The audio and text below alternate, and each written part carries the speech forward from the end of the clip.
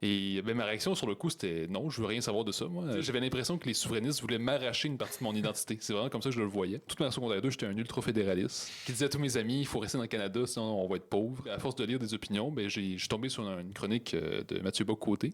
Et là, lui m'a fait complètement comprendre beaucoup de choses sur l'importance de l'indépendance. En 10 ans de pouvoir, quel est le legs de Justin Trudeau? Mais cette immigration massive, elle vient d'abord du fédéral. Elle est voulue par le fédéral. Je donnerais juste un chiffre pour ceux qui sont sceptiques. À l'été 2022, il y avait 300 000 immigrants temporaires sur le territoire québécois.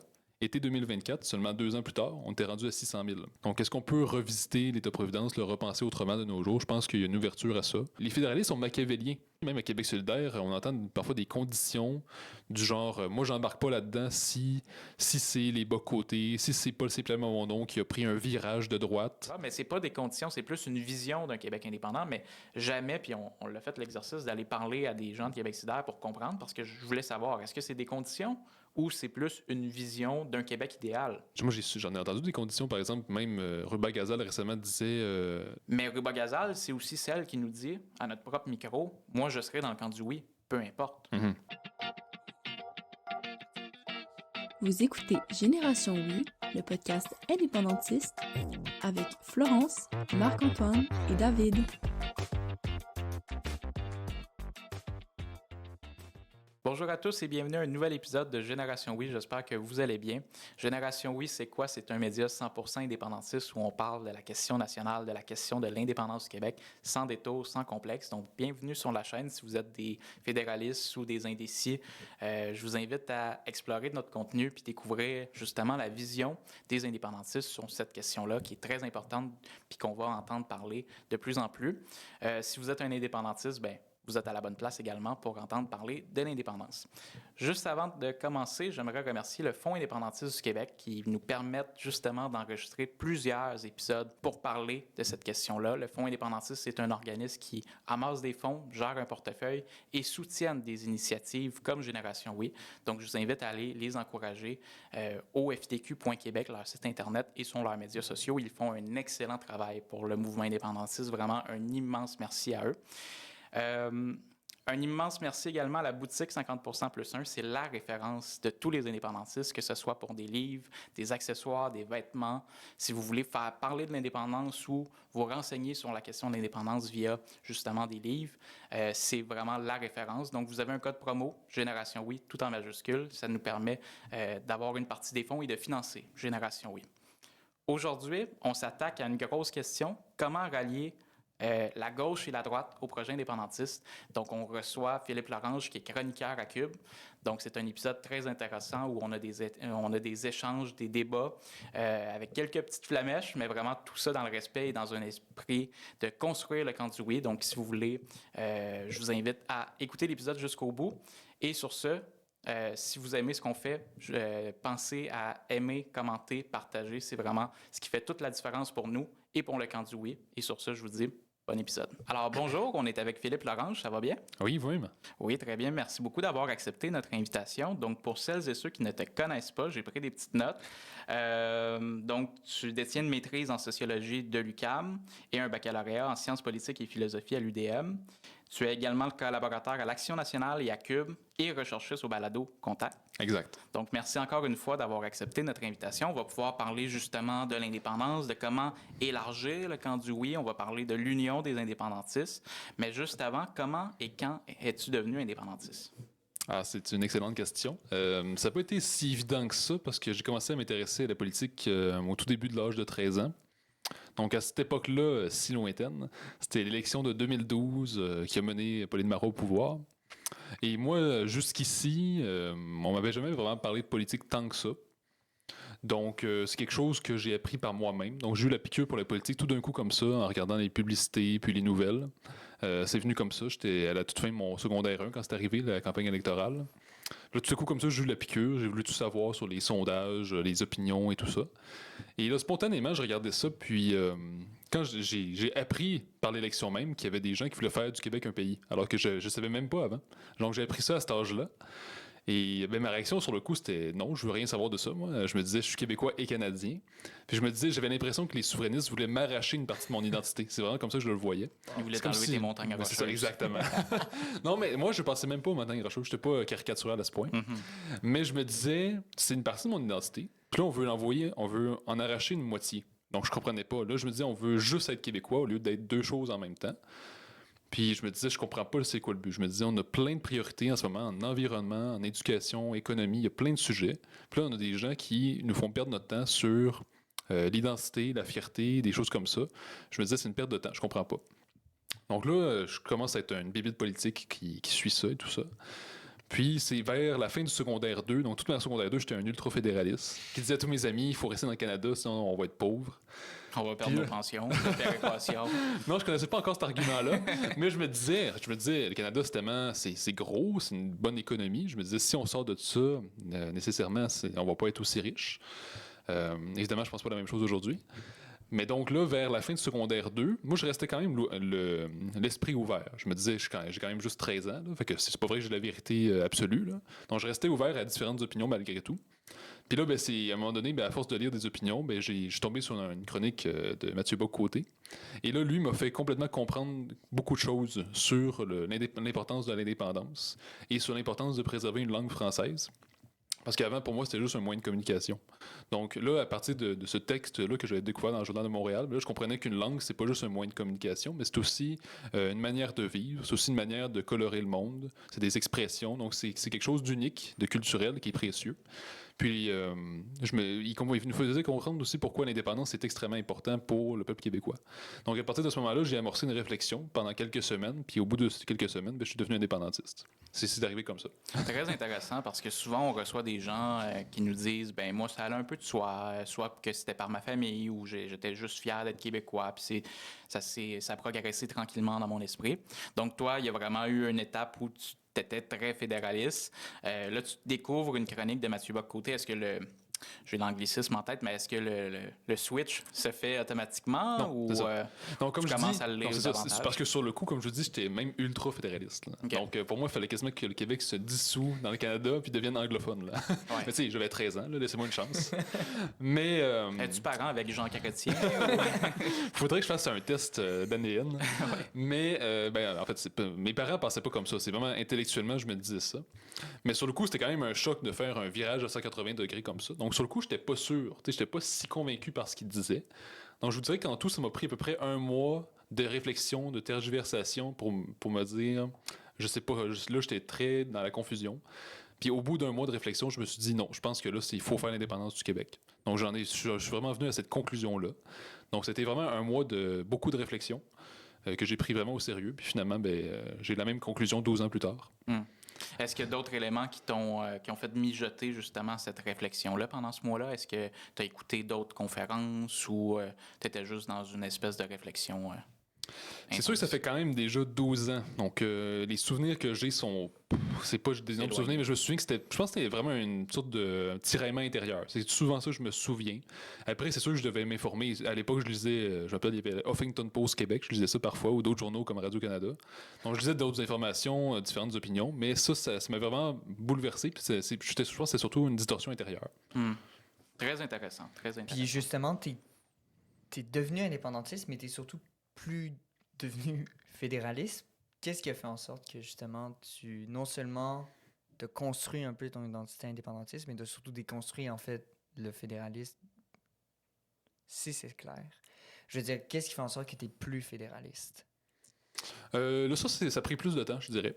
J'explique pourquoi. Parce que là, quand je deviens indépendantiste, on est comme quoi en mai 2013. Mais un an plus tard, rappelez-vous, c'est l'élection de 2014. Et moi, j'ai milité pour la première fois. Et c'était pour la CAQ. Donc, j'ai milité, j'ai fait des appels. J'ai fait ça pour la première fois de ma vie. J'avais 14 ans.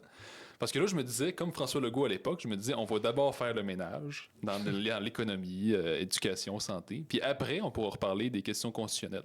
Parce qu'on se rappelle, quand la CAQ a été fondée, c'était ça le discours de François Legault. On fait d'abord le ménage dans différents secteurs de la politique. Après, on pourra recommencer à parler des questions constitutionnelles.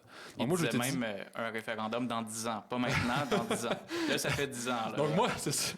Oui, c'est ça. Donc nous, on est comme des anciens François Legault. Mais donc, moi, j'avais cette mentalité-là. Je me disais, OK, je suis pour l'indépendance, mais j'étais encore dans l'idée que pour l'instant, c'est pas nécessairement une priorité. On peut quand même régler des sujets plus concrets.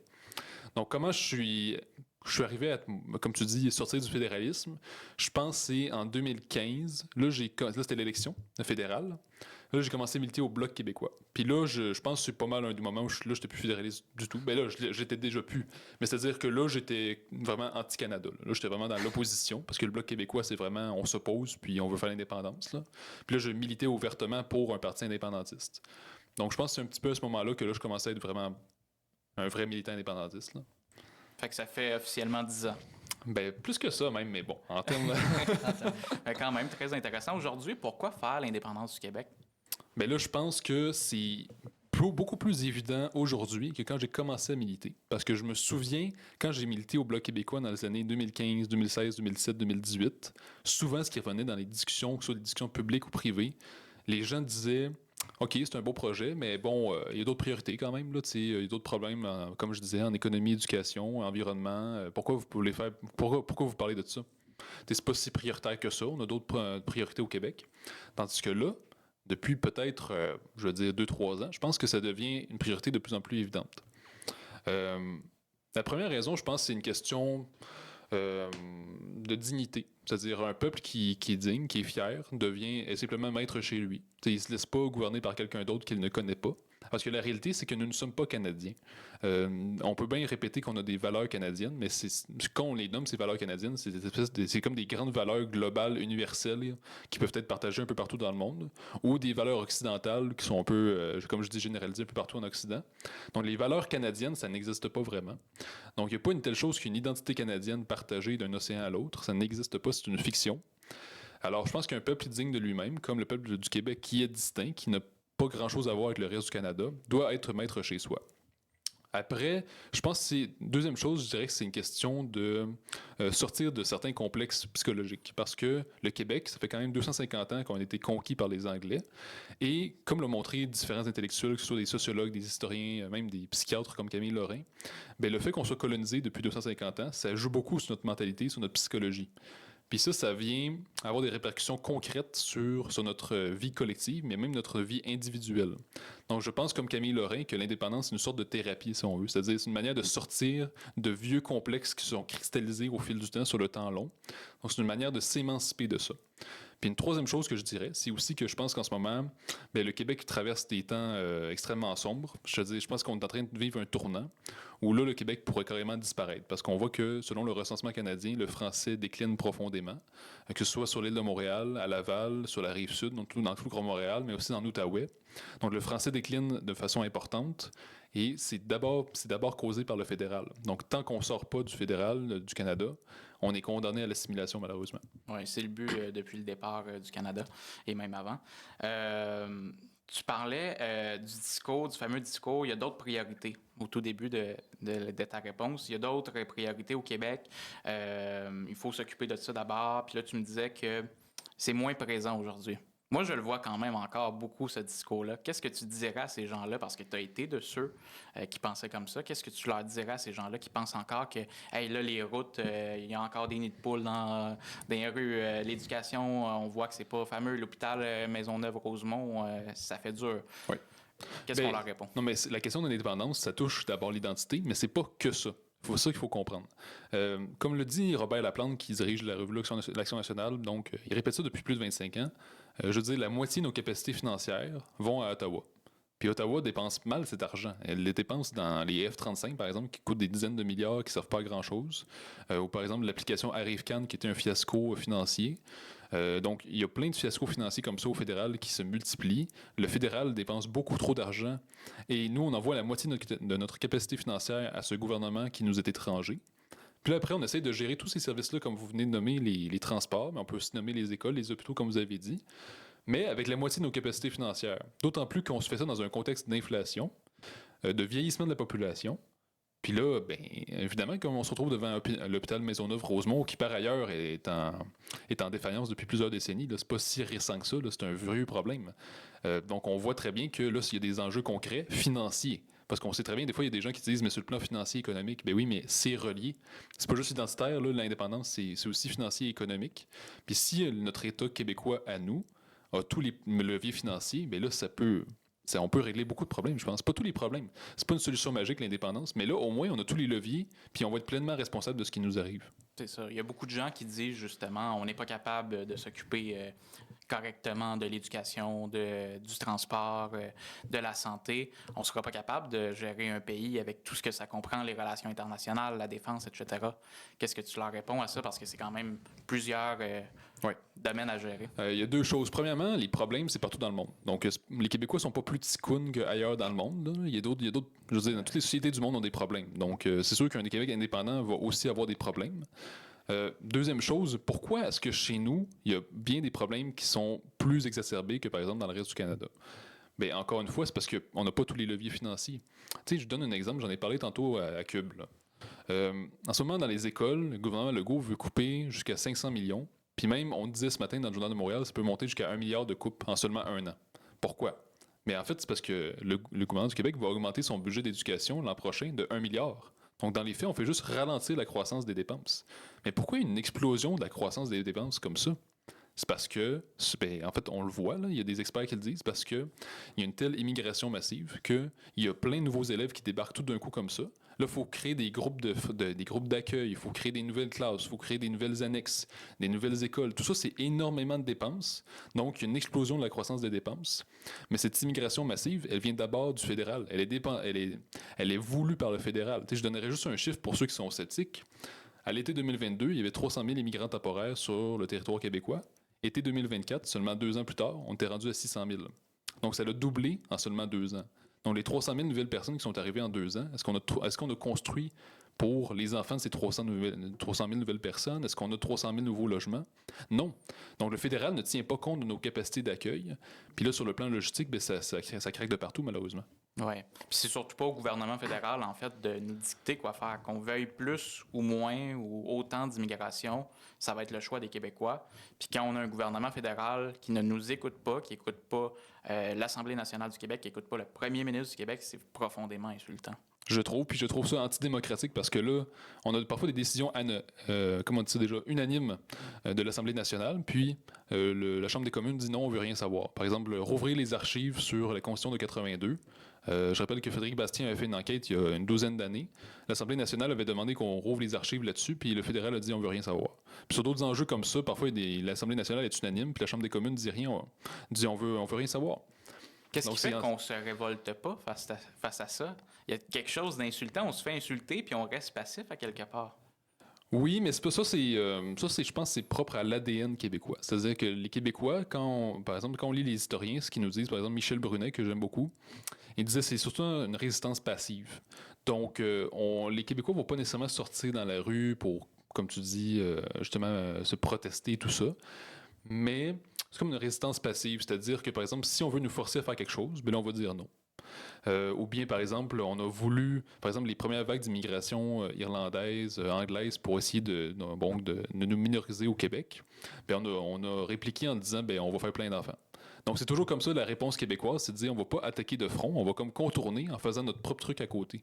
Donc, ça, c'est dans notre ADN québécois de faire de la résistance passive. Donc, on n'est pas du genre à, justement, aller dans les rues et faire des émeutes. Ça a du bon. Mais on pourrait quand même ne pas voter pour un gouvernement libéral majoritaire au fédéral. En effet, ça serait déjà ça. Oui, ce serait une très bonne chose. Mais d'ailleurs, je rappellerai qu'avant que notre fameux Mark Carney arrive, on annonçait une vague bloquiste partout au Québec. Là. Donc, ça s'annonçait pour une immense vague bloquiste partout au Québec. Là, Mark Carney arrive. Puis là, je pense qu'il y a eu une immense propagande médiatique pour cet homme-là. Là. C'est-à-dire, je comprends pas pourquoi tous les médias ont capoté sur lui. Puis on parlait juste de lui constamment. Même quand c'était la course à la chefferie, j'avais l'impression qu'il y avait juste lui de candidat. Là. Je pense qu'il marchait sur le fleuve Saint-Laurent. Oui. Il séparait les eaux. Il a changé l'eau en vin. C'est ça, ouais. Non, mais c'est ça. On parlait que de lui. Alors que l'homme sort un peu de nulle part, pas trop de charisme. Il promet d'être le même homme que Trudeau, quasiment. Puis là, les médias ont tous capoté comme tu viens de le montrer, comme si c'était le Messie.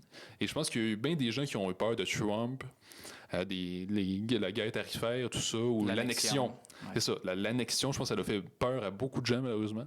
Donc on voit que l'argument de la peur, ça joue beaucoup dans les mentalités québécoises. On l'a vu en 1980, avec comme les pensions, ou même en 1970, le Parti québécois, ça allait bien dans les sondages pendant l'élection. Puis quand il y a eu le coup de la Brinks, Donc, la fameuse banque qui faisait semblant de sortir ses capitaux de Montréal. Mais les gens ont pris peur, puis les appuis au Parti québécois ont beaucoup fondu. Donc, la peur fonctionne beaucoup chez les Québécois. Je ne sais pas si ça peut encore fonctionner pour le prochain référendum. Là. Est-ce que tu penses que ça peut encore fonctionner? Oui, après, c'est sûr que les Québécois sont pas aussi complexés que nos ancêtres. C'est-à-dire que nos ancêtres, ils revenaient d'une époque où il y avait beaucoup de misère, là, beaucoup de pauvreté. Puis, tu sais, à l'hiver, on mangeait du navet, des carottes, puis c'était pas mal ça, là. Donc, tu sais, les gens ont vécu beaucoup de pauvreté dans ces temps-là, ou du moins, ils sortaient de là depuis peu. Donc, il y a ces complexes-là, je pense. Aujourd'hui, peut-être qu'on n'a plus ce même complexe, mais je pense qu'il y a quand même un reste qui est là. C'est quand même la peur qui nous a fait voter pour... Pas nous, Ouais. là, ici, autour de la table, En mais effet. qui a fait voter le Québec pour Mark Carney. Absolument. Fait que la peur est encore très présente, puis dans un référendum, je suis convaincu qu'ils vont l'utiliser à bon escient. Là. Après, la réponse que je vous donnerais, c'est que aussi, comme le note Jacques Beauchemin, donc sociologue, il disait dans notre histoire, donc dans son livre Une démission tranquille, paru en 2020 chez Boréal, il disait dans notre histoire, il y a dans notre conscience historique deux pôles qui nous traversent. C'est à la fois la permanence tranquille, c'est-à-dire le sentiment qu'on va toujours exister, qu'on n'a pas trop à se forcer, puis on va toujours exister, puis que le Québec va jamais disparaître. Mais en même temps, de manière très paradoxale, il y a aussi la crainte de disparaître. Donc la crainte qu'on peut disparaître comme peuple, qu'on peut s'assimiler à l'anglais, qu'on va se fondre. Et donc cette crainte-là, elle est toujours présente dans l'histoire du Québec, dans notre conscience historique. Et là, je pense qu'elle est plus forte qu'avant. Parce que dans les années 2000 et même début 2010, on disait c'est plus un enjeu ça le français, arrêtez de nous parler de ça, c'est établi pour de bon, il y a la loi 101. Alors que depuis quelques années, là, on dit non, la loi 101, ça ne suffit plus. Le français décline considérablement. D'ailleurs, on le voit dans les sondages, les Québécois s'inquiètent beaucoup plus pour l'avenir du français, pour la francisation des nouveaux arrivants, pour mais comme je disais tout à l'heure, notre capacité d'accueil est complètement dépassée. Donc, les gens ont une crainte de disparaître. Donc, si le camp fédéraliste veut faire peur, ben, comment dire, il y a aussi une crainte de disparaître qui est présente chez les Québécois et qui est justifiée. Mhm.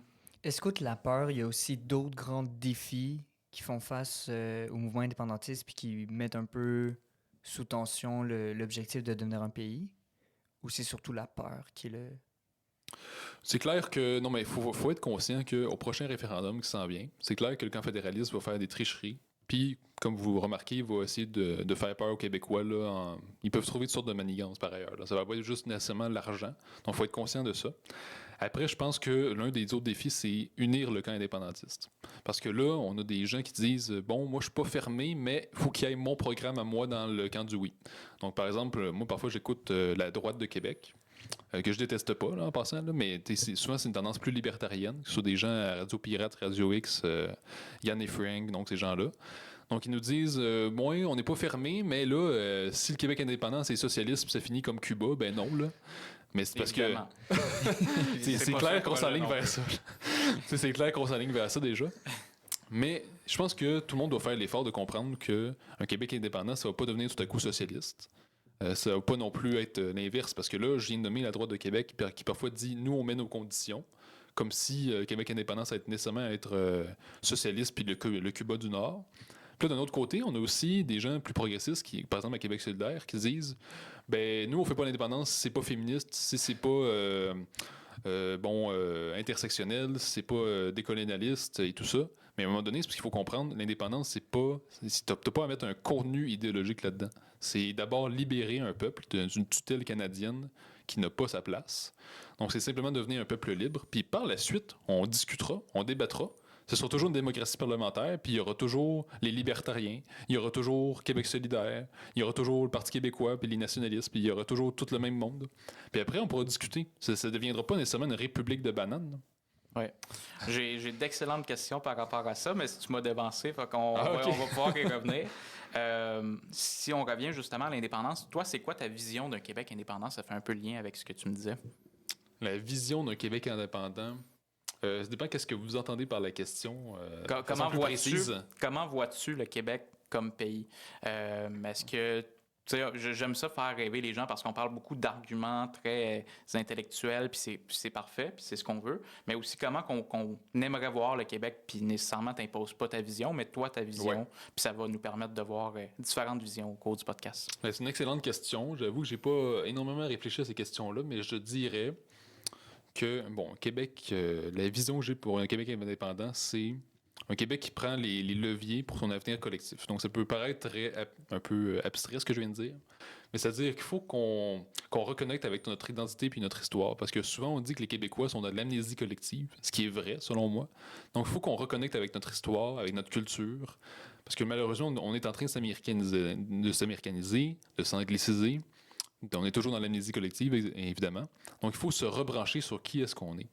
Puis se rebrancher sur qui est-ce qu'on est, ça veut pas dire un repli. Tu sais, souvent j'entends ça, c'est un repli. Non, c'est pas ça. Au contraire, si on se rebranche sur qui on est, puis après on peut même mieux se comprendre les autres. Donc, moi j'aimerais ça que dans les écoles québécoises, on enseigne mieux l'histoire, on transmette aux classiques de la littérature, notre poésie québécoise, nos chanteurs québécois, puis qu'on mette tous nos leviers financiers, nos leviers étatiques là-dessus. Donc, faire en sorte que notre culture soit plus vivante que jamais. Puis qu'on oriente toutes nos politiques pour que ce soit toujours l'intérêt du Québec qui passe en premier, donc l'intérêt national. Donc pas l'intérêt canadien ou juste les intérêts particuliers individuels, mais qu'on pense souvent à l'intérêt national. Donc il faut qu'on retrouve du collectif, parce que je trouve qu'on est dans une époque où on est de plus en plus atomisé. Ça se reflète un peu partout. On le voit par exemple Hydro-Québec qui est en train de se privatiser, Desjardins qui est de moins en moins une coopérative, mais de plus en plus une banque. Donc ça, c'est juste des symptômes d'une société qui devient de plus en plus individualiste et atomisée. Donc est-ce que l'indépendance pourrait nous rendre un peu plus collectifs? C'est-à-dire donner le sentiment que là, on reforme une nation indépendante, pleine et fière. Donc moi, c'est surtout un peu la vision que j'ai pour le Québec. Très intéressant parce qu'effectivement, je fais le même constat que toi. On s'américanise beaucoup et je pense que ça va aller en s'accélérant dans les prochaines années. Notamment, c'est un peu bizarre de dire ça, mais on n'a plus le câble. Puis, Oui. puis moi, je suis content. Là, j'aime pas j'aime mieux ne pas avoir le câble puis pouvoir choisir ce que j'écoute, mais il y avait quand même quelque chose de spécial d'être tous ensemble collectivement à la même heure, au même poste, puis d'écouter le même rendez-vous. Le bye-bye, c'est un de nos derniers lieux communs comme ça, où que le lendemain, ben, peut-être pas le lendemain à la machine à café que j'allais dire, là, mais qu'on va pouvoir en parler tous collectivement. Aujourd'hui, on se rencontre, puis là, on se dit, hey, toi, as-tu écouté cette série-là? Moi, non, j'ai écouté l'autre série. Puis là, ça devient même plus québécois, ça devient coréen, ça devient américain, ça devient. C'est ça. Puis c'est correct d'avoir ce choix-là. Moi, je suis content qu'on ait ce choix-là. Mais j'aimerais ça aussi qu'on ait des lieux communs. Fait qu'il faut comme trouver un équilibre. Les deux ne sont pas... Ben je trouve ça super important ce que tu viens de dire parce que je trouve qu'on n'en parle pas assez de ça, du déclin du club et même le câble est vraiment en déroute en fait. Là. Parce que, par exemple, je nommerais le Benedict Anderson. Il a nommé, c'était un penseur, un théoricien de la nation. Puis il disait à son époque, ce qui a unifié la nation, notamment, c'est les journaux. Parce que tout le monde lit les mêmes journaux. Il y a des journaux nationaux puis tout le monde lit le même journal, les mêmes informations. Il y a certains chroniqueurs qui sont connus, puis tout le monde les connaît. Donc, des grands médias, par exemple, comme le journal, ça permet d'unifier la nation. Aussi des messages gouvernementaux généralisés, mais aussi, justement, après les journaux, il y a aussi la télévision. Donc, justement, le câble, ça vient unir la nation. Donc, le téléjournal, des séries télé connues qui ont marqué le Québec. Ça vient profondément marquer la culture nationale, les consciences, les esprits. Donc, les gens s'en souviennent aussi, puis ils connaissent leurs acteurs d'ici. Ils connaissent donc les acteurs nationaux, ils connaissent leurs présentateurs, leurs journalistes. Donc, il y a tout un microcosme qui se forme. Et ça permet d'unifier la nation. Maintenant, justement, s'il y a un déclin du câble, puis que c'est pas remplacé par autre chose pour unifier la nation, bien, comme tu viens de dire, il y a une décentralisation. Donc, les gens s'intéressent, comme tu viens de dire, sur Netflix. Ils vont voir d'abord des choses américaines ou, comme tu viens de dire, des choses coréennes ou n'importe quoi. Puis c'est correct de s'ouvrir sur ce qui se passe ailleurs dans le monde. Mais je pense qu'il faut d'abord faire quelque chose ici même. Il faut d'abord unifier la nation ici même. Et là, il y a un vrai défi. Je pense que la réflexion collective sur le sujet n'est pas assez sérieuse. Pour le moment, on dirait qu'on est juste dans sauver les meubles. Donc, on dirait que tous les grands groupes médiatiques veulent juste sauver les meubles.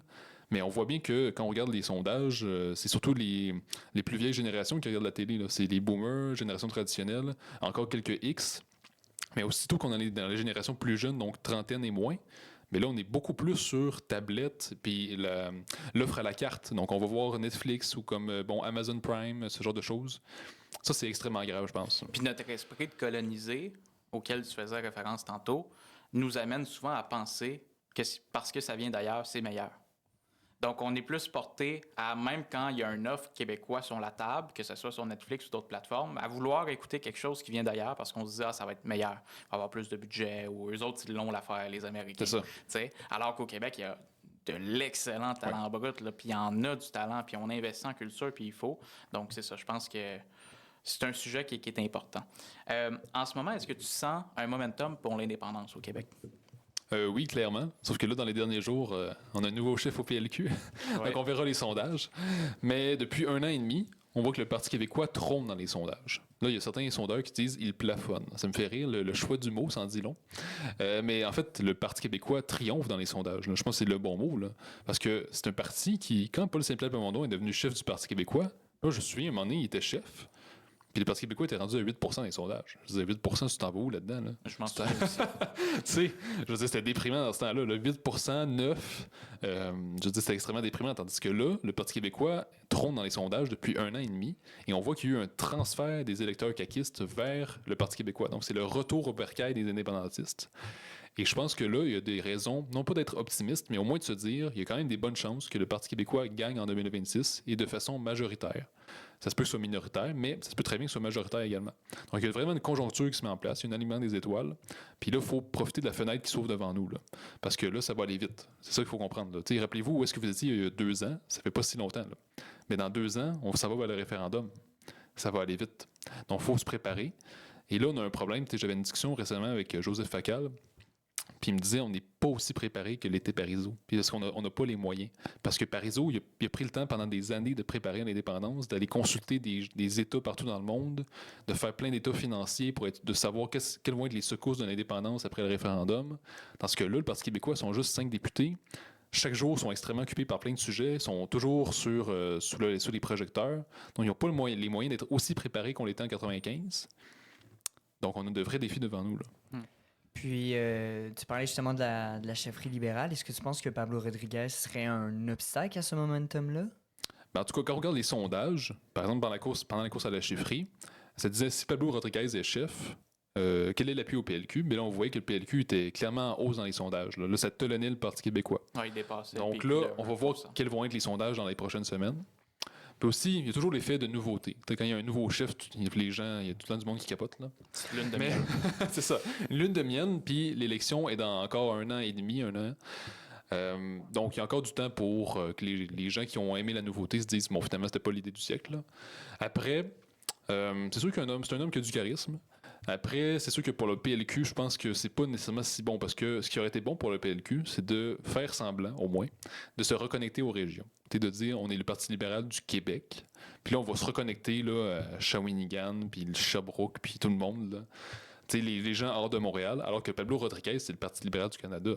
Donc là, le Parti libéral du Québec devient juste une caricature, devient juste une succursale du PLC au Québec.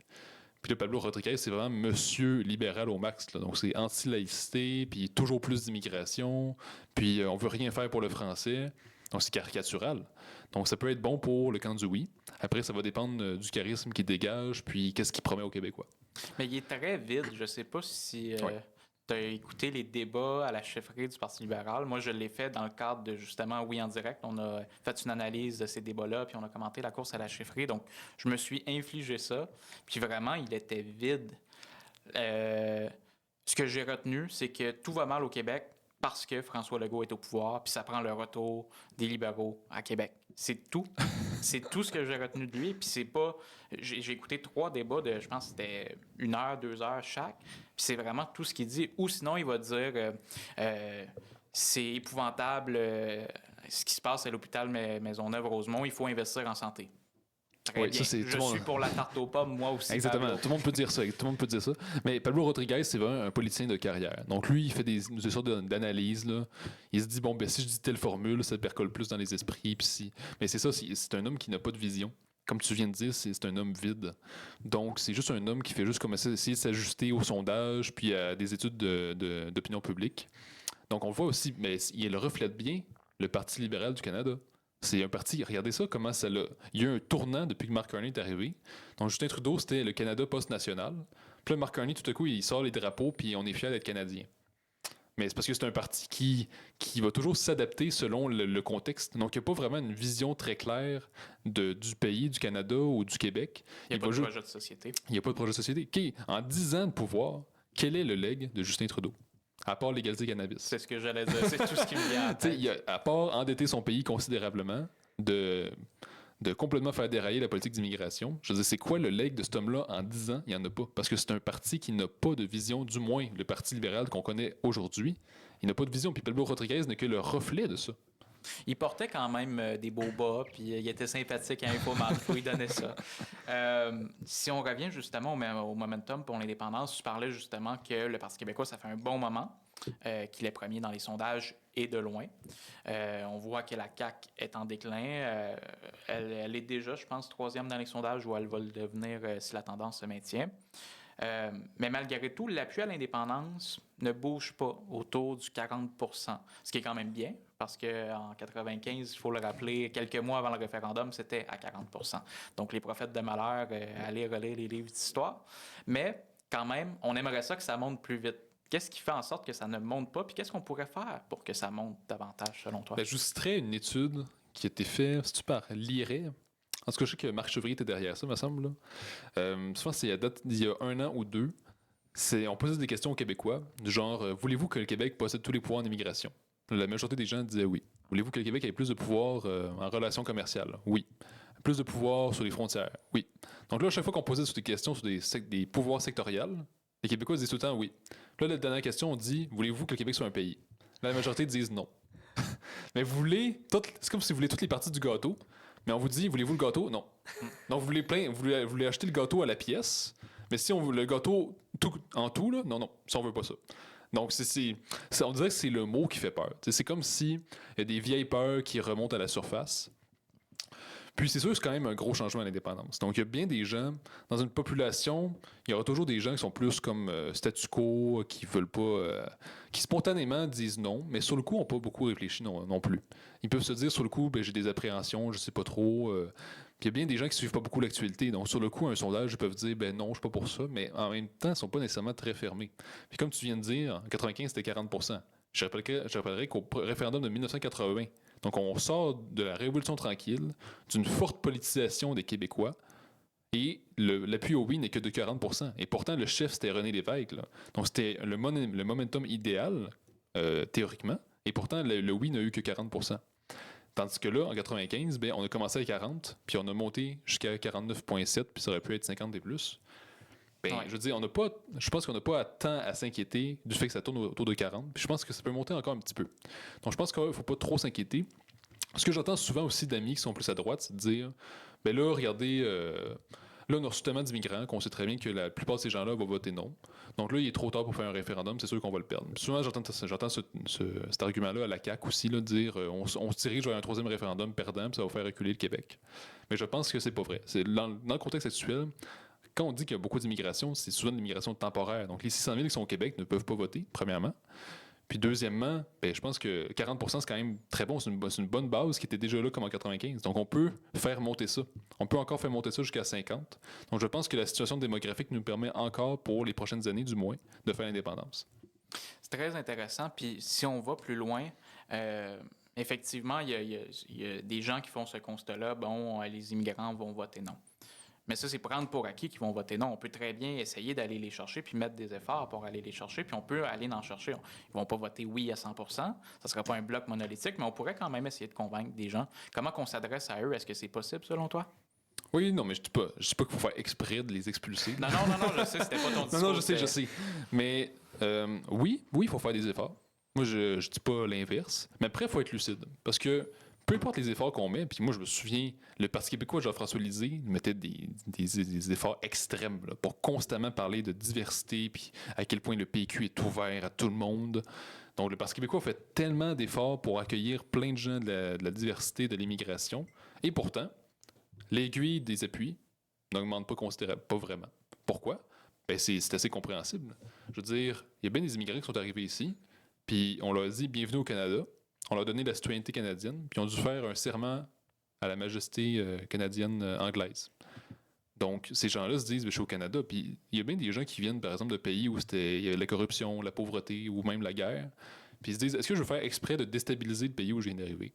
Ben non. Donc, je peux les comprendre. Je peux les comprendre que plusieurs d'entre eux se disent, j'ai pas envie qu'il y ait de la déstabilisation, puis de sortir d'un pays où moi, dans ma vie, ça va plutôt bien, puis j'ai mes droits et libertés, donc pourquoi je ferais ça? Donc, je peux comprendre l'attitude de plusieurs communautés immigrantes de se dire, ça ne nous tente pas. Je peux comprendre ça. Donc, il y a des limites à ce qu'on puisse les convaincre. Ça, il faut vraiment comprendre ça.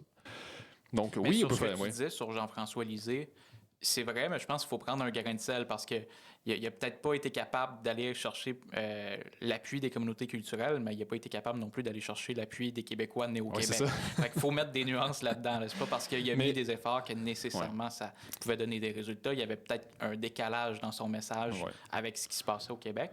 Mais c'est vrai qu'il y a certaines limites à ce qu'on peut faire. Puis en fait, il y a des limites à ce qu'on peut avoir comme résultat. Mais je pense qu'on est capable d'aller leur parler puis de les convaincre parce que il y en a effectivement qui vont se braquer puis qui vont se dire ben moi je veux pas déstabiliser le Canada, c'est le Canada qui m'accueille. Mais il y a moyen de leur dire puis de leur démontrer factuellement, c'est pas le Canada qui vous accueille. La plupart du temps, le Canada veut vous utiliser. Mais factuellement, c'est le Québec qui vous accueille par son système d'éducation, par son système de santé, par son système de transport, par tous ses services publics et son filet social. C'est le Québec qui vous choisit, puis on est heureux que vous soyez là, puis on veut construire avec vous un pays libre et indépendant, comme vous vous êtes battus pour votre indépendance souvent dans vos pays. Puis moi, j'en vois beaucoup des gens de l'Amérique latine qui sont très indépendantistes parce qu'ils disent, ben nous, on s'est battus pour ça, on a même... Quand je dis battu, c'est littéralement. Là. Donc, on comprend votre désir de vouloir faire un pays. Puis un référendum, Colin, c'est très pacifique. Là. Ben, à ce moment-là, je te répondrais, ça me fait penser au fait que, je te donnerai un exemple, tu sais, Kim Thuy, quand elle est arrivée ici, ben, elle était accueillie par les Québécois, puis elle était très bien accueillie d'ailleurs. Puis j'entendais dire récemment, ben, tu sais, elle est allée travailler pour, comment il s'appelle déjà? En tout cas, un bras droit de Pierre Trudeau qui était proche dans les manigances de tout ce qui Marc est propagande, Lalonde. c'est ça. Elle allait travailler pour Marc Lalonde. Kim Thuy. Mm. Pourquoi? Ben, elle disait, je suis proche des Québécois, mais je veux dire, le pays qui m'a accueilli, c'est le Canada. Donc, même si tu fais la démonstration rationnelle et très claire, exhaustive, pourquoi c'est les Québécois qui t'ont été accueillis, pourquoi c'est nous, le peuple québécois, qui accueillons les immigrants, même si tu fais cette démonstration-là claire, rationnelle, je pense que ça ne fonctionne pas. Pourquoi? Parce que ça, c'est juste prouver qu'il y a bien des nouveaux arrivants, ils s'intègrent à ce qui est plus fort. Ce qui est plus fort ici, c'est le Canada. C'est le Canada anglais qui a les gros pouvoirs régaliens, qui a le pouvoir fédéral, qui a la majorité sur le plan du pays, d'un océan à l'autre, c'est eux qui ont la majorité. Donc, il y a bien des nouveaux arrivants qui se disent celui qui est le plus fort ici, c'est le Canada anglais. Donc, moi, je m'intègre à cette affaire-là. Puis d'autant plus qu'on est dans l'Amérique du Nord. Donc, il y a bien des nouveaux arrivants qui se disent moi, je veux être dans l'Amérique du Nord, puis ça se passe en anglais. Donc, malheureusement, tant qu'on n'est pas un pays, il y a bien des nouveaux arrivants qui se disent moi, je suis au Canada, ça se passe en anglais, puis le succès, ça se passe en anglais. Bien, il y en a effectivement qui viennent au Québec en pensant qu'ils viennent au Canada. Ouais. Puis qui choisissent le Canada. Puis qui apprennent sur place ah mon Dieu, c'est quoi cette chose Oui, c'est où ça. on me force à parler français, puis ils sont contre moi, puis il y a un discours comme quoi que c'est de ma faute, blablabla. Mais au final, il y en a qui choisissent le Québec.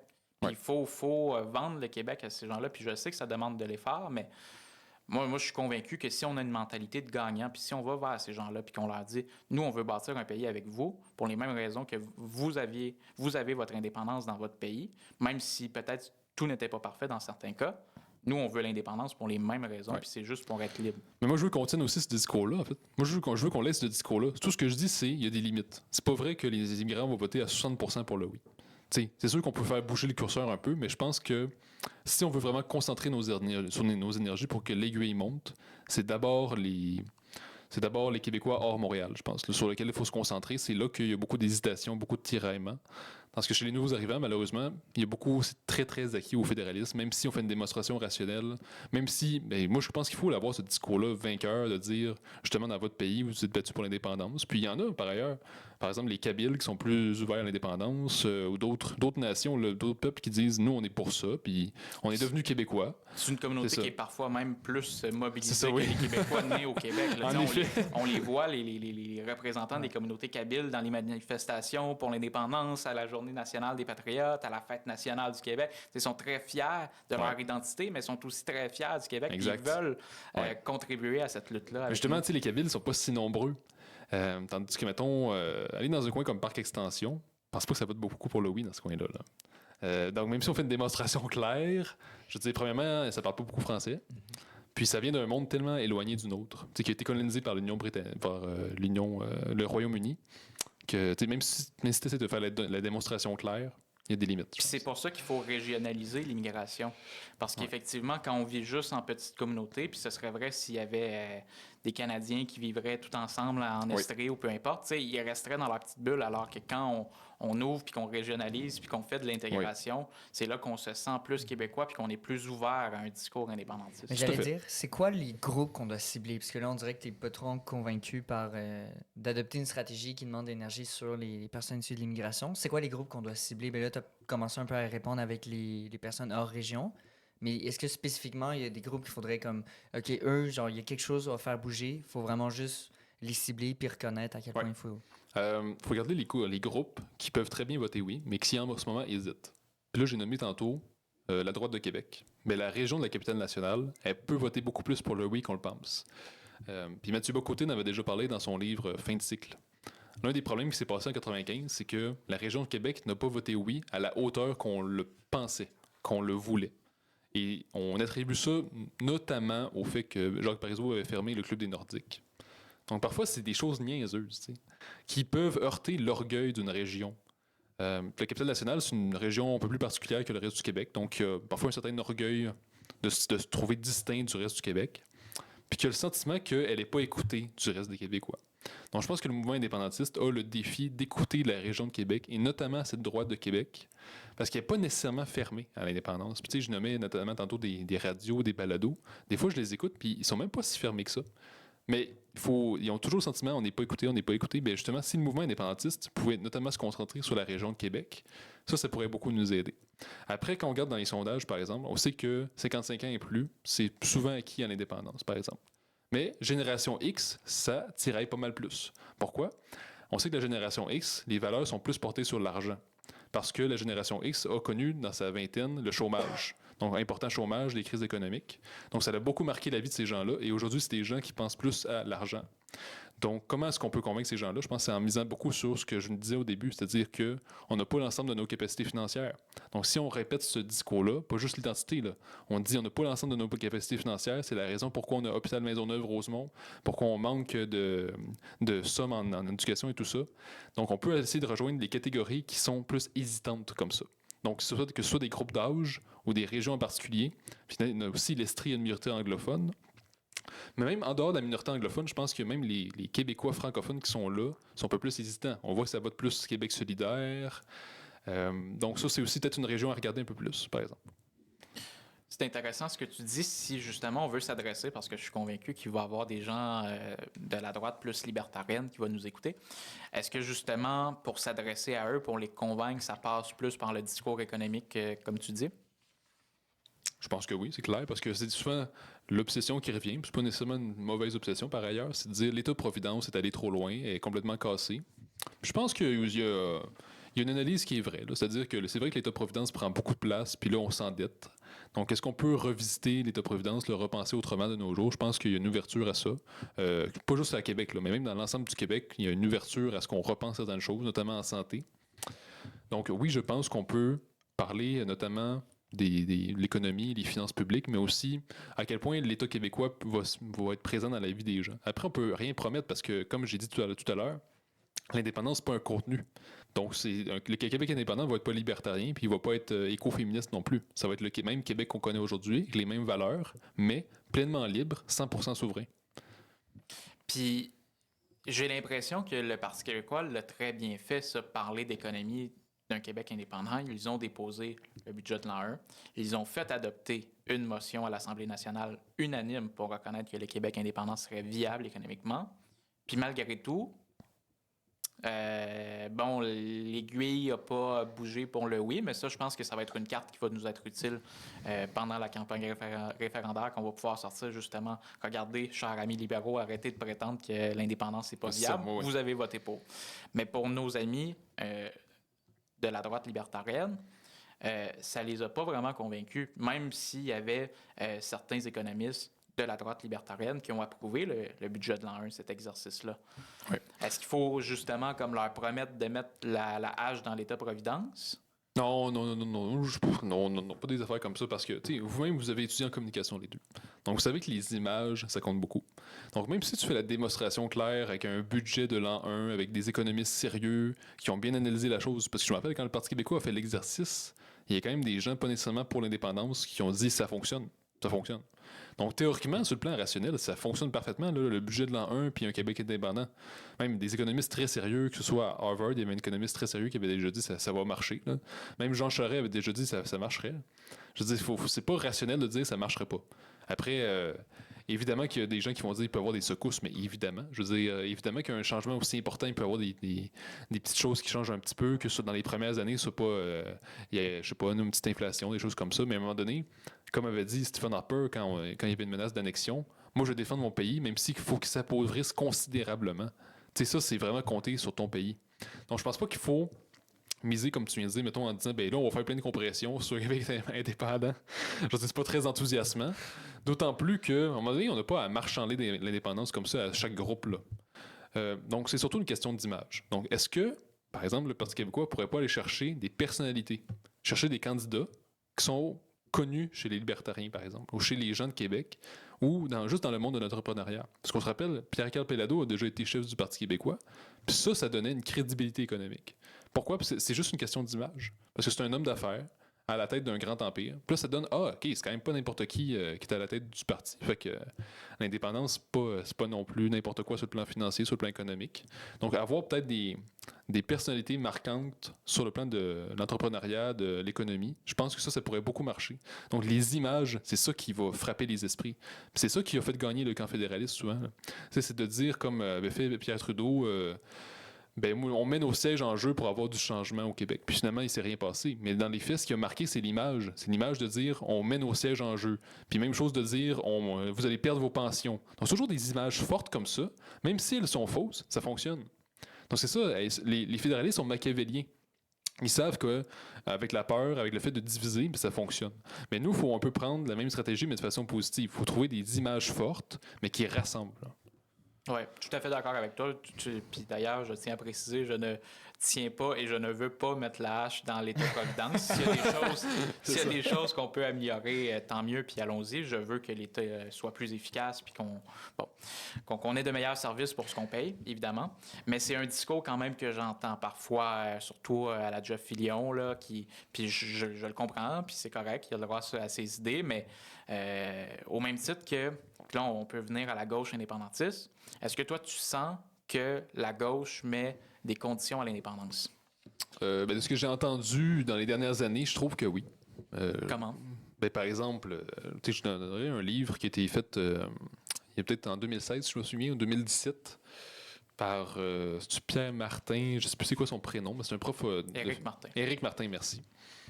Là, dans son livre, il nous dit, socialisme et indépendance. Donc, autrement dit, les deux vont conjointement. Puis on peut pas faire l'indépendance si on n'est pas avec mon programme de gauche. Sinon, ça se fait pas. Parce que c'est trop urgent la crise écologiste est trop urgente. Donc, il faut à tout prix parler de ces choses-là. Puis il faut à tout prix les mettre tout de suite dans la campagne référendaire ou dans la Constitution. Sinon, moi, j'embarque pas là-dedans. Mais à un moment donné, c'est parce que, comme je dis, un Québec indépendant, ça va être le même Parlement. Puis il va y avoir des mêmes débats. Donc, moi, je le vois aussi, même à Québec solidaire, on entend parfois des conditions du genre, moi, j'embarque pas là-dedans si c'est les bas-côtés, si c'est Paul C. Plamondon qui a pris un virage de droite.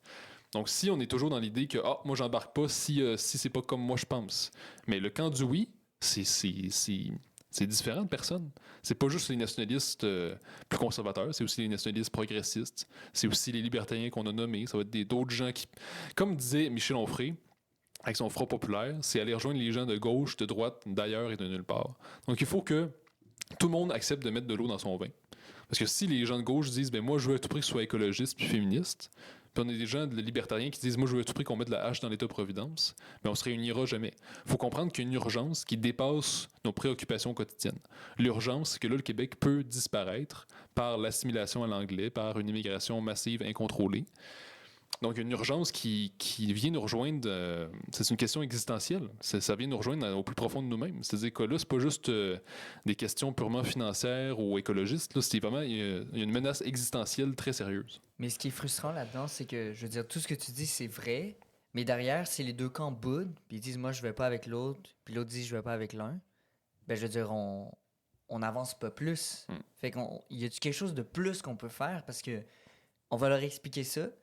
Mais il y en a toujours qui vont dire, écoutez, moi je fais pas avec eux, moi je me joins pas avec eux, alors qu'en 95, ben, il y avait Duhem puis Françoise David dans le même camp. On est-tu capable de reproduire ça selon toi? Je pense que c'est tout à fait possible, mais il y a un vrai travail à faire.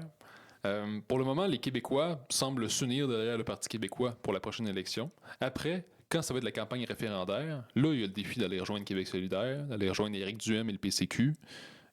Et les abstentionnistes, il y a plein de gens au Québec qui votent pas. Mais là, comme on le sait, quand il y a un référendum au Québec, le taux de participation est extrêmement important. Je pense qu'en 95, c'est quelque chose comme 92%, là. Quelque chose comme ça. Donc, le taux de participation va beaucoup, beaucoup augmenter. Donc, il faut les rejoindre. Il faut que le Parti québécois, une fois au pouvoir, en campagne référendaire, fasse à rejoindre Québec solidaire, PCQ, puis les abstentionnistes. Donc, il y a un vrai défi. Mais l'événement du référendum force tout un chacun à se dire, OK, là, c'est sérieux quand même. Tu sais, là, c'est pas juste, ben là, moi, j'aurais préféré que mon Québec indépendant, ce soit socialiste ou bien libertarien. Ouais, mais là, c'est le 3e référendum, puis il n'y en aura pas de 4e, là, où il y a très, très peu de chances. Donc, qu'est-ce que tu fais comme décision? C'est quoi ta décision, là? Parce que là, c'est dans un mois. Donc, tu fais quoi, là? Tu es dans le camp du non ou tu es dans le camp du oui? Il n'y a pas d'entre-deux, là. Donc, je pense que l'événement du référendum va forcer à choisir, va un peu mettre au pied du mur des gens qui hésitent, qui essaient de mettre leurs conditions. Puis à ce moment-là, c'est sûr qu'il va y avoir des difficultés de négociation. Mais je pense que les leaders doivent faire un effort, comme je dis, de mettre de l'eau dans leur vin. Puis aussi les acteurs de la société civile. Parce que là, on parle juste des partis politiques, mais là, il y a aussi des personnes qui sont apolitiques ou qui sont transpartisans. Et eux aussi auront le... Ouais. Les Québécois sont très capables de dire peut-être. Dans un référendum, on l'a vu en 95. Mais je veux revenir sur quelque chose dont tu as fait mention. Éric Martin, je n'ai pas lu son livre, mais je vais le lire, donc je ne peux pas le commenter. Mais par rapport aux conditions de Québec solidaire, moi, je suis un péquiste. Je vais le dire d'emblée, avant qu'on me traite de solidaire, même si ce n'est pas un défaut. Au contraire. Moi, je n'ai pas la même lecture, à savoir que ce sont des conditions.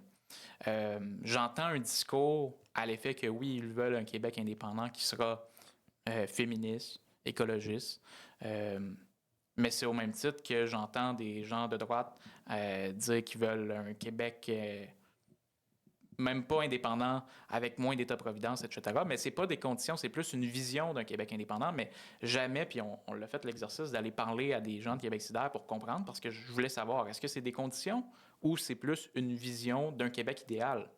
Puis ce qu'on a recueilli comme réponse dans la vaste majorité, je me souviens pas quelqu'un qui nous a dit que c'était des conditions, c'est une vision de Québec indépendant. Puis eux, c'est leur raison de faire l'indépendance du Québec, au même titre que toi ou d'autres personnes. C'est plus par rapport à l'immigration, puis l'afflux de l'immigration massive du gouvernement fédéral. Comme qu'il y en a que j'aimerais entendre nous dire, ben moi, je veux faire l'indépendance du Québec parce que je veux un État plus efficace économiquement. J'aimerais ça, entendre tous ces discours-là converger, puis au final, ben on aura ces discussions-là dans un Québec indépendant. Mais on va s'entendre sur une chose d'abord et avant tout. On ne pourra pas faire le Québec féministe et écologiste sans l'indépendance. On ne pourra pas faire le Québec avec une immigration qui sera contrôlée par les Québécois sans l'indépendance. Puis on ne pourra pas faire on pourra pas faire un Québec avec un État-providence qui va être plus efficace ou avec un État économiquement plus efficace sans l'indépendance parce qu'on va avoir le gouvernement fédéral qui va venir tout annuler puis dépenser comme des malades à Ottawa. Tout à fait. Fait que c'est comme ça que moi je le vois, puis je me réjouis qu'il y ait une pluralité de vision de gens de gauche, de droite, puis je pense qu'il faut arrêter de pointer les gens à droite du doigt, puis surtout aussi les gens de Québec solidaire qui nous disent « Oui, nous, on veut un Québec indépendant, socialiste, pas socialiste, mais féministe, environnementaliste. » Bien, c'est correct. Puis eux, leur péril existentiel dont tu faisais mention, c'est pas l'immigration, c'est que la planète va brûler. Fait que eux, c'est pour ça qu'ils font l'indépendance. Ils se disent, ça sert à rien d'avoir un Québec pays s'il n'y a plus de planète. Oui, je comprends. Non, je comprends l'argument. Mais après, parce que dans les dernières années, ben, tant mieux si des personnes avec qui vous avez parlé, pour eux, c'est pas des conditions, mais une vision. Après, il y a eu bien des déclarations par le passé où c'était des conditions. Là. D'autant plus que souvent, ben moi, après, je n'ai pas de souvenir exact, mais je me souviens quand il y avait des négociations entre le PQ et QS pour faire une alliance, par exemple. Là, ça date quand même d'il y a plusieurs années. 2017. Ouais. C'est ça. Puis souvent, moi j'en ai entendu des conditions, par exemple, même Ruba Gazal récemment dénonçait des leaders dans le monde, dont Trump, puis là elle disait et bas côté, comme si c'était dans une liste de gens comme Trumpistes de droite extrême. Mais justement, en tout cas, que QS soit dans les conditions ou pas, je pense que personne ne doit essayer de mettre des conditions parce que là, comme tu viens de dire, si on fait pas l'indépendance, bien, personne n'avance. Là. Qu'on soit de gauche, de droite, libertarien ou État-providence, personne n'avance. Donc, il faut comprendre ça. Tant mieux si certaines personnes à gauche ont une réflexion pour dire, ben regardez, on comprend ça, puis on n'imposera pas des conditions. Mais ce qui m'inquiète, c'est aussi l'idée de constituante. Parce que l'idée qui revient souvent à Québec solidaire, c'est de faire une constituante. Puis là, on dit, ben dans une constitution, il va nécessairement avoir tel point, il va nécessairement avoir, ça va être nécessairement une constitution québécoise, féministe, pro-choix, ce genre de choses. Mais c'est pas vraiment ça. Tant mieux, mais bon, moi, ce que j'ai souvent entendu, c'est que bon, on va faire une constituante, puis nécessairement, on va inclure nos points là-dedans. Mais après, on verra. Tu sais, je veux dire, le parti qui va aller au pouvoir en 2026, c'est pas Québec solidaire. Donc, celui qui va dire si une constituante ou pas, puis comment ça va se faire, ce sera pas ce parti-là. Moi, je suis ni pour ni contre une constituante. Je pense que c'est un débat intéressant à avoir. Mais juste revenir sur Ruba-Gazal. Puis encore là, je suis un péquiste, mais moi, mon candidat oui, il va de Ruba-Gazal à Éric Duhem. Fait que moi, si Éric Duhem, demain matin, se dit indépendantiste, puis qui dit qu'il va adhérer au candidat oui, peu importe, je vais le défendre aussi. Donc, je défends vraiment les deux positions. C'est pas parce que j'ai un billet pro-QS ou pro-PCQ, bien au contraire. Pour moi, c'est la liberté d'abord et avant tout. Puis par rapport donc à Ruba-Gazal, effectivement, je pense qu'elle avait dit ça par rapport à Mathieu Bock-Côté, mais je pense que Mathieu Bock-Côté aussi critique souvent Ruba-Gazal, puis c'est de bonne guerre. Moi, j'aimerais ça que les deux arrêtent de s'attaquer parce que c'est deux indépendantistes puis qu'ils placent l'indépendance d'abord, mais ça leur appartient. Mais Ruba-Gazal, c'est aussi celle qui nous dit, à notre propre micro, moi, je serai dans le camp du oui, peu importe. Mm-hmm. Mais c'est aussi quand on lui avait demandé si le PQ prend le pouvoir puis fait un référendum avec un camp du oui, allez-vous être dans le camp du oui, puis qui nous dit, avec un clin d'œil puis un sourire, moi, je serai dans le camp du oui, peu importe. Pour moi, ça en dit long. J'aimerais ça, entendre ça aussi de la droite libertarienne qui nous dirait la même chose, parce qu'on le voit, là, avec Paul Saint-Pierre Plamondon, ce ne sera pas nécessairement la vision de Québec solidaire, mais elle embarque dans le projet. Ben, elle dit ça, mais c'est une femme très paradoxale parce qu'elle va dire ça, mais après, elle va dire d'un même coup, ben moi, je vais voter NPD au fédéral. Donc, elle a rétracté. Effectivement, c'est à notre micro, d'ailleurs, qu'elle avait dit ça, mais ça, je m'en souviens, c'est ça, mais oui. Donc, je suis dans le camp du oui, peu importe, mais au fédéral, ben non, je suis pas dans le camp du oui, mais au fédéral. Ben, au même titre qu'Éric Duhem risque d'être dans le camp du oui, mais a voté conservateur. Je sais, c'est le grand paradoxe, que François Legault va probablement être dans le camp du oui à titre de premier ministre retraité, puis a voté conservateur au fédéral, puis nous a invités à voter conservateur. Ouais. On aimerait ça, nous, en tant qu'indépendantistes, qui plaçons l'indépendance au-dessus de tout, que ça soit tout le temps l'indépendance d'abord, point.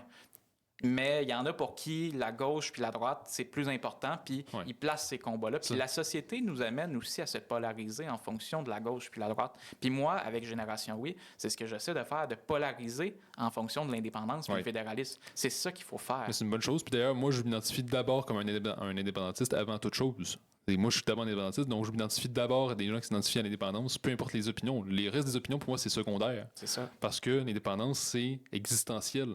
Pas juste sur le plan de l'immigration, mais aussi, comme je disais, nous délivrer de certains complexes, devenir pleinement fier chez soi. Ça va au-delà de juste la question de l'immigration. Puis c'est aussi être pleinement maître chez soi, donc avoir tous les leviers. Donc c'est pour ça que c'est existentiel, puis c'est pour ça que je suis d'abord indépendantiste. Puis comme tu dis, il faut d'abord là-dessus camper les gens là-dessus. Parce que comme il y a une américanisation, les gens pensent d'abord à conservateurs, progressistes, gauche-droite, mais il faut revenir de plus en plus à indépendantistes ou fédéralistes. Ouais. Ce que j'ai l'impression aussi dans le mouvement indépendantiste, c'est que le plus grand ennemi qu'on a, c'est nous-mêmes, en fait. Parce que les querelles qu'on fait, derrière, je veux dire, moi si je vois un parti, puis on l'a vu aussi sur la scène politique, je vois un parti qui se chicane dans lui, ça me donne pas trop envie de voter pour lui. Je suis comme, vous n'êtes pas capable de régler vos affaires entre vous, puis je vais donner ma voix en même temps pour un parti qui est même pas stable. Là, en même temps, pour le mouvement indépendantiste, si on se déchire constamment sur la place publique, puis surtout le débat, ça a toujours été un peu une ligne dans plein de pays, est-ce que c'est la gauche, est-ce que c'est la droite, ici, ça a surtout été la question indépendantiste, on dirait qu'on s'est toujours greffé dans cette affaire-là. Et ça fait en sorte que derrière, je veux dire, les fédéralistes n'ont même pas d'efforts à fournir et ils font juste montrer une éternelle chicane entre deux indépendantistes qui parlent toujours des mêmes affaires qu'on entend. C'est ça, c'est exactement, c'est la guerre de petits singes. Puis derrière, les gens, on dirait qu'ils décrochent plus à cause de ça que c'est parce qu'ils sont fédéralistes, mais parce que justement, je veux dire, on fait juste se chicaner constamment sur la place publique. Non, mais comment dire, c'est sûr que QS et le Parti québécois sont deux partis différents. Donc c'est sûr qu'ils vont un peu se taper là-dessus. Notamment sur toutes les questions secondaires à l'indépendance, c'est normal qu'ils se tapent dessus. Après, parce que je pense que rendu là-bas à la campagne référendaire, je pense que là, tout le monde va comprendre que là, c'est le moment de s'unir. Là. Donc, quand ça va être. Parce que là, on n'est pas encore rendu à l'étape décisive. Donc, c'est normal que ça se tape encore dessus. Après, je dirais que. Moi, je trouve que ça se tape pas tant que ça là-dessus. Parce que je me rappelle quand je commençais à militer au Bloc, on disait, ben là, on le sait bien, hein, le Parti québécois, ils font juste se chicaner tout le temps. Puis finalement, le Parti québécois est quand même relativement discipliné, je trouve. Là. Puis le Parti québécois d'aujourd'hui, il est pas, ben là, ils sont juste 5, là, mais c'est-à-dire c'est plutôt uni derrière le chef, avec un discours plutôt uni. Le Bloc québécois, c'est plus du tout les mêmes tensions que quand il y avait Martine Ouellette en 2018. Il y avait une grosse crise dans ce temps-là. Le Bloc québécois a réglé cette question-là, puis c'est rendu un parti beaucoup plus uni. Donc, à l'intérieur des partis même, que ce soit le Bloc québécois ou le Parti québécois, je trouve qu'il y a une bonne gestion de l'unité. Même si récemment on a vu des petits tiraillements entre le Bloc et le Parti québécois. Mais ça a toujours existé depuis la naissance du Bloc québécois. Donc c'est normal qu'il y ait des tiraillements, des divisions, parce que nous, on a un projet qui est enthousiasmant. Les fédéralistes, c'est pas enthousiasmant. C'est juste une défense des intérêts. C'est bien des gens qui défendent juste leur intérêt financier, leur intérêt... Il y a bien des gens qui ont un intérêt à garder le statu quo. Ces gens-là, en fait, ils ont peut-être l'avantage de l'unité, mais ils vendent rien d'enthousiasmant. Puis ça, c'est leur gros inconvénient. C'est vraiment ça qui ne va pas les aider du tout, là, je pense. Oui, tout à fait. Moi, ma lecture des choses, de la situation du camp du oui, c'est que, puis tu me diras si tu la partages, c'est qu'on a d'une part le centre-gauche, le centre-droit avec le PQ, du côté indépendantiste. On a une bonne partie de la gauche indépendantiste avec QS. On a une bonne partie de la droite indépendantiste qui est plus incarnée par Mathieu Bock-Côté et d'autres porte-paroles comme toi, comme Rémi Lemeur. Mais on a de la difficulté à aller chercher... Bon, on veut pas l'extrême gauche, puis on veut pas l'extrême droite non plus. Nécessairement, ils peuvent voter oui, là, mais on sait pas disons, c'est pas notre clientèle cible. Ouais. On essaie de... Puis, d'un autre côté, c'est ça, donc on a la droite, mais on n'a pas la droite libertarienne comme qu'on parlait tantôt. Toi, tu les écoutes, tu nous l'as dit. Moi aussi, je les écoute. Est-ce que tu penses qu'ils vont adhérer au camp du oui en 2027-2028? Puis si oui, comment qu'on peut les convaincre? Ça revient à ce qu'on disait tantôt, mais c'est un sujet qui me préoccupe beaucoup parce qu'en 95, on les avait pas mal de notre part avec Éric Duhem notamment. Parce que j'entends depuis quelques mois deux autres qui disent souvent on n'est pas fermé, mais ça revient sérieux toujours à ça. Puis... Comme je dis, je pense que le moment du référendum va mettre au pied du mur tout le monde au Québec. Donc même des gens qui ne veulent pas penser à ces questions-là, qui sont apolitiques ou qui se disent « j'étais plutôt fermé », ça va forcer la réflexion à tout le monde au Québec. Et les libertariens, moi, je trouverais ça illogique qu'ils soient fédéralistes. Parce que là, on a 3 paliers de gouvernement, municipal, provincial, fédéral. Puis le fédéral, ben, comme on le voit, c'est des fiascos financiers. Là. Je veux dire, il y a même eu des scandales de corruption avec la bourse We Charity. Donc, c'est vraiment ça ne marche pas sur le plan financier, le Canada. C'est un pays qui s'est endetté considérablement.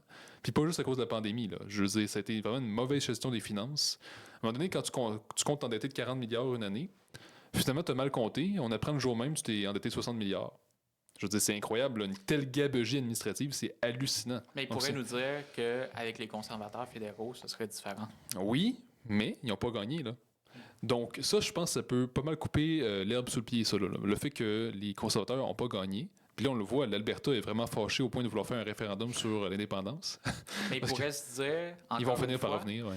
Oui, ils vont finir par revenir. Puis surtout, ben, c'est la faute du Québec si on n'a pas les conservateurs. Ouais. Donc, au final, si le Québec est un pays, ben, on va juste avoir des gouvernements de gauche qui vont dépenser parce qu'au Québec, on n'est pas capable de voter pour les conservateurs au fédéral. C'est un argument, mais bon, à un moment donné, là, c'est sûr qu'on ne pourra pas tous les convaincre, ces gens-là, mais à un moment donné, il faut qu'ils comprennent, je pense que c'est un palier de gouvernement en moins. Puis c'est pas vrai qu'on va juste avoir des gouvernements purement de gauche qui veulent toujours dépenser plus parce que, je veux dire, historiquement, on a quand même eu Philippe Couillard qui a fait l'austérité, Jean Charest, même René Lévesque dans son temps, il a fait de l'austérité là, avec Jacques Parizeau. Donc, historiquement, le Québec, puis même Maurice Duplessis, c'était dette zéro. Lucien Bouchard, c'était déficit zéro. Donc, historiquement, le Québec, c'est pas juste un endroit où c'est l'État-providence qui dépense constamment. Historiquement, on a montré que les Québécois peuvent avoir une gestion plus rigoureuse des finances publiques. Donc, c'est pas vrai qu'un Québec indépendant va être complètement dominé par des socialistes de Cuba. C'est juste faux. Donc, il faut juste démentir ça rationnellement. Puis les Québécois ont tendance à moins voter, selon ma lecture des choses, pour les conservateurs fédéraux, parce que le mouvement conservateur canadien ne les représente pas. Non, Il y a une Canadien anglais. différence entre un conservateur de l'Alberta et un conservateur du Québec. Puis les Québécois, souvent, leur hésitation à voter conservateur au fédéral, c'est les conservateurs dans l'Ouest qui parlent d'avortement puis de mariage entre les mêmes sexes, etc. Donc, on a comme une méfiance envers ces conservateurs-là. Ouais. Fait que je pense que dans un Québec indépendant, le mouvement conservateur québécois pourrait mieux, puis Ouais. je dis conservateur, mais c'est plus libertarien, mieux implanter ses idées. Mais une chose que j'entends, puis tu dois l'avoir entendu aussi, c'est qu'il parle beaucoup de constitution. Comme Québec solidaire, d'ailleurs. Il aimerait, Qui parle de constitution? surtout Yann Efrank. J'ai pas écouté, Ok, j'écoute oui. moins de Jeff Fillion, mais j'écoute de temps en temps Yann Efrank. Puis eux, ils disent, montrez-nous la constitution d'un Québec indépendant, puis après ça, on va pouvoir juger si nous, on embarque. Puis c'est même pas au niveau de on veut moins d'État-providence ou ça, c'est de la politique, des politiques publiques qu'on va mettre en place. C'est plus au niveau de comment l'appareil de l'État, quels seront les contre-pouvoirs, comment notre système démocratique va fonctionner, que là, ils veulent des garanties. Parce qu'ils veulent pas avoir moins de liberté, notamment individuelle. Est-ce que tu penses qu'on devrait avoir une sorte de constitution qui montrerait aux Québécois à quoi va ressembler le Québec indépendant d'un point de vue des institutions démocratiques, notamment? Ben, théoriquement, c'est peut-être ce qu'on aurait dû faire dans les dernières années. Là. C'est-à-dire que moi, j'aime bien la stratégie de Robert Laplante qui avait été faite il y a 20 ans de ça, qui disait que, bon, une fois au pouvoir, un gouvernement indépendantiste devrait faire une citoyenneté québécoise, puis une constitution québécoise, puis avoir sa propre cour constitutionnelle pour décider au lendemain d'un référendum quel est le résultat qui considère que c'est légitime ou non, là, au lieu de toujours laisser les règles du jeu au fédéral. Donc, on aurait dû faire ça. Mais là, on se dirige vers l'élection d'ici 1 an et demi, puis le référendum peut-être d'ici 2 ans ou 3. Donc, est-ce qu'on a le temps de faire ça? Je ne sais pas. Je pense que le CAQ avait aussi ce projet-là de faire une constitution québécoise. Ouais, je pense que c'est différent, que ça serait pas une constitution qui établirait vraiment le fonctionnement. Mais moi, je trouve que, enfin, que la constitution soit avant ou après, peut-être que dans l'idéal, ce serait avant pour faire comprendre à tout le monde que, bon, c'est plutôt consensuel, là. Mais après, je pense qu'il y a une préoccupation un brin ridicule, parce que c'est pas vrai qu'un Québec indépendant ne va pas avoir de contre-pouvoir. Puis là, les juges vont être tout seuls, puis il n'y aura pas... Et il y en a qui veulent comme cette garantie-là, autant à gauche qu'à droite, tu sais, qui ont peur pour leurs droits. Moi, je me dis, pourquoi ne pas le faire? Parce qu'au final, ça nous permettrait de voir qu'on serait plus une monarchie. On serait une république. On aurait un système démocratique avec des élections qui seraient beaucoup plus probablement représentatifs de la volonté populaire. On aurait probablement des contre-pouvoirs très intéressants aussi quand il y a des scandales de corruption qui émanent au Québec. Donc, je pense que ce serait une bonne garantie, puis on pourrait garantir des droits fondamentaux. Là, nous, on le sait que ça va de soi. Là. On est des indépendantistes, puis on regarde le Québec, puis on se dit, ben, la Constitution du Québec indépendant va ressembler au consensus québécois. Mais il y en a qui sont comme, ouais, mais là, j'ai peur que ça penche trop à gauche ou j'ai peur que ça penche trop à droite. Fait que, est-ce qu'on ne serait pas mieux de faire une constitution équilibrée à l'image du Québec pour montrer à tout le monde, regardez, inquiétez-vous pas, là, ça va pas être pire, même que ça va être mieux dans un Québec indépendant. Non, mais dans l'idéal, je pense que ça pourrait se faire avant le référendum. Après, les gens qui s'inquiètent pour les droits, je veux dire, au Québec, il y a déjà la Charte des droits de la personne qui a été décidée au Québec, là. Donc, il y a déjà ça. Puis on peut très bien garder ça après l'indépendance. Donc, s'il y a vraiment des gens qui s'inquiètent pour les droits, je veux dire, cette charte-là est toujours légitime, même après l'indépendance, là. Donc, après qu'on fasse la Constitution avant, je veux dire, en effet, dans l'idéal, oui. Ça va dépendre du Parti québécois à ce moment-là. Est-ce que eux, ils jugent qu'il faut faire le référendum le plus vite possible ou on prend encore un petit peu de notre temps? Oui. C'est un peu ça le processus d'assemblée constituante. C'est de faire justement ce processus-là parce qu'au final, l'Assemblée constituante va avoir lieu, que ce soit avant ou après. D'après moi, ça va être après parce que c'est le PQ qui va faire l'indépendance. Mais le processus de QS, c'est juste de faire ça avant au final de ce que j'ai compris. Après, moi, ce qui m'inquiète de toutes ces idées d'assemblée constituante, c'est que ce soit pas le peuple qui décide vraiment, mais que ce soit comme des clics. Donc, souvent, dans tout ce qui est participation de démocratie directe, ben, le grand risque, c'est qu'il y ait une tyrannie des minorités, c'est-à-dire des minorités agissantes. Donc, les militants prennent beaucoup de place, vont donc prendre beaucoup de pouvoir dans ce genre de démocratie directe, si on veut, de ce genre de procédure de démocratie directe. Et là, ce qu'on voit, c'est que c'est pas vraiment le peuple qui est là, c'est les militants qui sont là. C'est pour ça que pour moi, une vraie démocratie, c'est une démocratie comme on le connaît en ce moment, c'est-à-dire que c'est des élections où même des gens qui ne sont pas très militants vont voter. Donc, c'est la majorité silencieuse qui donne sa voix. Ça, pour moi, c'est la vraie démocratie, la démocratie parlementaire par des représentants. Parce que quand on est en démocratie directe, il y a toujours le risque que des cliques de militants prennent toute la place. Et je pense que c'est ça le grand risque d'une assemblée constituante, c'est que finalement des militants prennent toute la place. Puis la majorité silencieuse se disent, ben, c'est quoi cette patente-là? Là? Nous, on n'avait pas le goût de participer à des consultations, on n'a pas le temps pour ça, on travaille au quotidien. On n'avait pas le temps. Puis là, finalement, le résultat final, ça donne une constitution qui ne représente pas vraiment le Québec. Donc, je pense que c'est un vrai risque auquel il faut penser. Ce serait quoi la meilleure façon, selon toi, d'écrire la fameuse constitution Après, du moi, je Québec suis pas indépendant? constitutionnaliste, puis pour être honnête, je n'ai pas énormément réfléchi à ces questions-là. Donc, je ne sais pas exactement qu'est-ce qu'on doit faire, mais je pense qu'il y a un réel risque si on veut vraiment avancer vers une assemblée constituante comme telle. Oui, je comprends. C'est ça, parce qu'il y aurait deux façons que je vois. Là. Soit qu'effectivement, on fait élire des représentants qui vont l'écrire, puis là, c'est des élections, ou il y a le fameux tirage au sort qu'on a vu dans plusieurs pays, puis là, c'est des citoyens de tous les horizons. Puis là, il va y avoir des comités de la constituante qui vont se promener d'une région à l'autre pour entendre les citoyens. Mais bref, c'est une discussion très intéressante. Je te remercie beaucoup. Est-ce qu'il y avait d'autres éléments dont tu voulais parler qu'on a moins abordés? Non, je voulais juste vous remercier pour l'invitation. C'est très gentil. Bien, très gentil. Si on veut te suivre, justement, comment... je sais que tu es à Cube Radio. Ouais. Sinon, ben, il y a Facebook. Je suis un petit peu actif là-dessus. Il y a X. Pas mal les canaux sur lesquels je suis actif. Donc, Cube Radio, aussi, mes chroniques sont disponibles sur YouTube. Pas mal là-dessus qu'on peut me suivre, là. Fantastique. Merci beaucoup. On passera à la partie ça ou ça. Donc, je te donnerai deux choix de réponse, puis il faut répondre rapidement, puis on pourra élaborer après s'il y a des précisions à faire. C'est la question qui tue. C'est les questions qui tuent, effectivement, comme qu'on a fait mention avec Ruba Gazal. C'est bon. Lève tôt ou lève tard? Lève tard, naturellement, mais depuis quelques semaines, lève tôt à cause du boulot. Je comprends ça. Pierre Bourgault ou Jacques Parizeau? Parizeau. Les colocs ou les cow-boys fringants? Mon Dieu, quel choix impossible. Ben, mon Dieu, c'est un choix impossible, ça. Ben là, je dirais... mon Dieu. Peut-être Cowboy fringant. OK. PCQ ou QS? PCQ. Fête nationale du Québec ou Journée nationale des patriotes? Si je préfère une des deux? Ouais. Fête nationale du Québec. CAQ ou QS? CAQ. Québec pays avec un gouvernement de droite ou Québec province avec un gouvernement de gauche? Ben, indépendant de droite, là. Convergence des indépendantistes ou division des indépendantistes? Convergence. Habituellement, c'est vrai, j'aurais dû l'inverser dans ton Oui, cas. c'est ça. C'était plus facile pour toi, mais si je fais... Mais aussi indépendant de gauche, oui. Ouais. Indépendant de gauche aussi. L'indépendance d'abord et avant tout. Oui, c'est ça, oui. Voilà. C'est très important. Puis je suis curieux de savoir pourquoi PCQ plutôt que QS. Considérant que QS est un parti indépendantiste, puis PCQ, c'est un parti fédéraliste. J'ai pas une immense affection pour le PCQ non plus. Là. C'est juste que...